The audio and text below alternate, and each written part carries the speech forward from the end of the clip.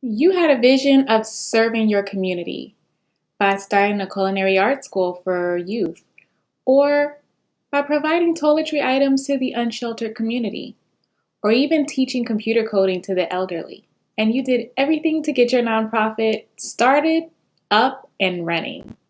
And you have one person who is 100% on board with your mission, and they are fully committed to your cause. So much so that they want to donate $100,000, which would totally fund you, at least for the first 2 years. But little did you know, that large donation could put your organization at risk with the IRS and place you in jeopardy of failing the public support test. If you watch the rest of the video, I'll explain it to you.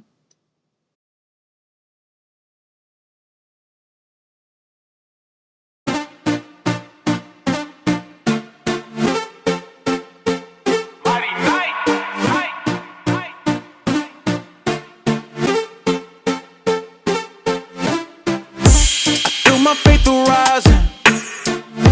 I'm crawling out the trenches, holding me. My life. Hello, visionaries. Welcome back to my channel. My name is Marisa Talbert. I'm the founder and CEO of Talbert Law Office, your favorite go-to legal resource for all things business, nonprofit, and intellectual property law. And while you're at it, go ahead and subscribe, click the notification bell, and give this video a thumbs up because you already know you're going to learn something new today. If you're in the nonprofit space, you will understand the language of a 501c3, which is known to the public as a charitable nonprofit organization. If you remember in my last video, I mentioned that there are more than 20 types of nonprofit organizations, but there are two primary types of charitable organizations. These are the types of organizations that generally allow donors to claim the tax deduction for the contributions made to this type of organization. These two primary types are known as a public charity and a private foundation. Examples of a public charity include the Salvation Army, Boys and Girls Club, Habitat for Humanity, and many of your local nonprofit organizations that are just serving the community in various capacities. On the other hand, there are private foundations, which are most often founded by certain families, such as the Bill and Melinda Gates Foundation. For the purpose of this video, we will be discussing public charities only. So let's jump right into it. Once your organization is approved by the IRS to be a tax-exempt entity, you will receive what's called a determination letter, which will show your public charity status. This public charity status determines whether you are a public charity or some other type of tax-exempt entity. As a public charity, you have 5 years to prove yourself.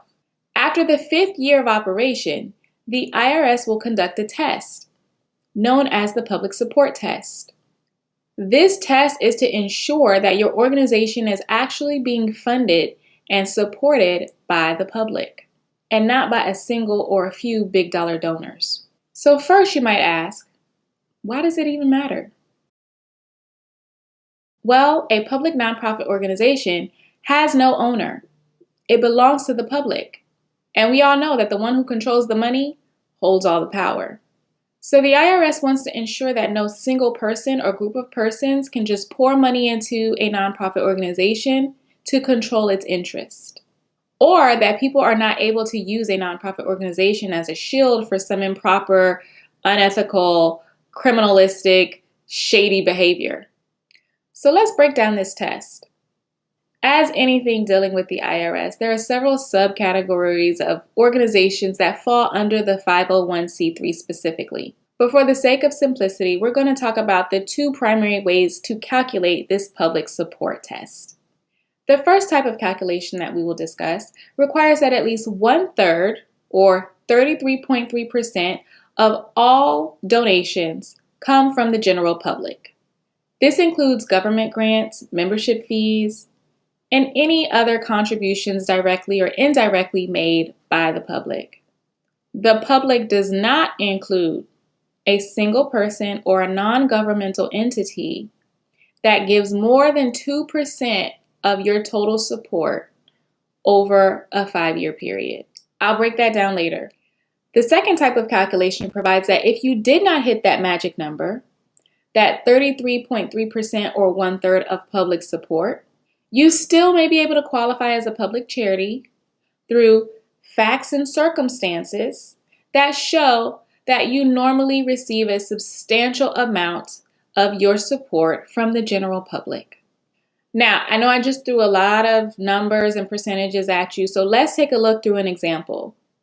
ABC Charity is a public charity that receives substantially all of its support from individuals, families, and businesses. Let's assume that the organization raised $1 million within the past 5 years. So we need to flag any single donors who give over that 2% threshold.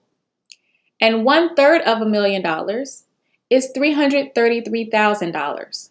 So if ABC Charity raised $1 million within a 5-year period, $333,000 of those dollars have to come from the general public. And that cannot include any single person who's given over $20,000. Does that make sense? I want to make clear that the public support test is first calculated after a nonprofit organization's first 5 years. So that first calculation is based on a cumulative 5-year period. However, after that 5-year mark, the public support test is calculated each year thereafter. So let's change up our scenario a little bit. In its 6th year of operations, ABC Charity received a total of $150,000 in donations for the year. It included a donation from a corporation of $75,000 and a special donation from an individual for $30,000. Let's see how the numbers break out. You have total donor support, $150,000. You have total support under the 2% threshold. 2% of $150,000 is $4,000. So we have only $45,000 that were brought in from the general public. And then we have these two large donations, one of $75,000 and another of $30,000 from two donors for a total of $105,000. Therefore, the public support percentage is only 30%, which would cause ABC Charity to fail the public support test for year 6. This is known as tipping. So let's talk about what happens when a public charity is tipped to the point where they fail the public support test. Tipping occurs when a single donor or a small group of donors makes such a large contribution that it tips the public charity into a space where they fail the public support test.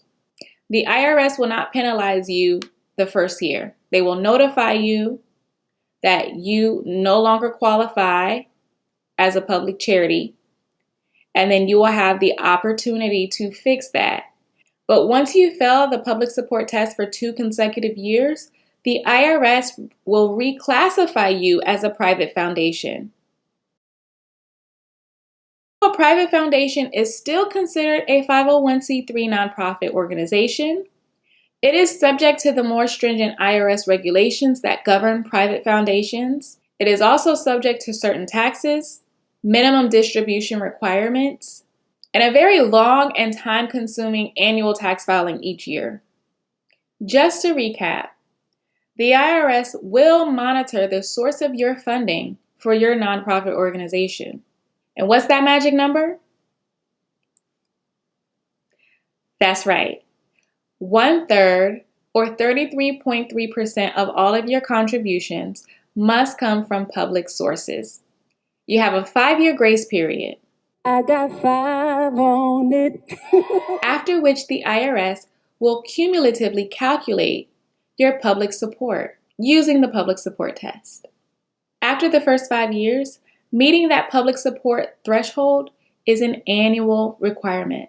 If you fail to meet the public support test, your organization will be reclassified as a private foundation, which subjects it to special taxes, new requirements, and a really long and cumbersome annual tax filing. Also, Be aware that there are certain reporting requirements for both public charities and private foundations for any donor who gives more than 2% of your total revenue within the organization's fiscal year.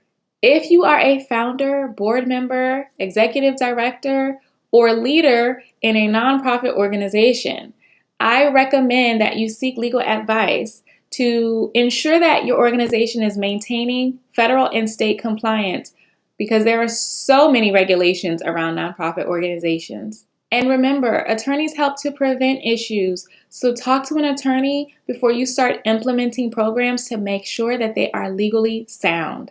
All right, well, that's all I have for today. I hope this was helpful, and next week we'll continue to get into the nitty-gritty around nonprofit law.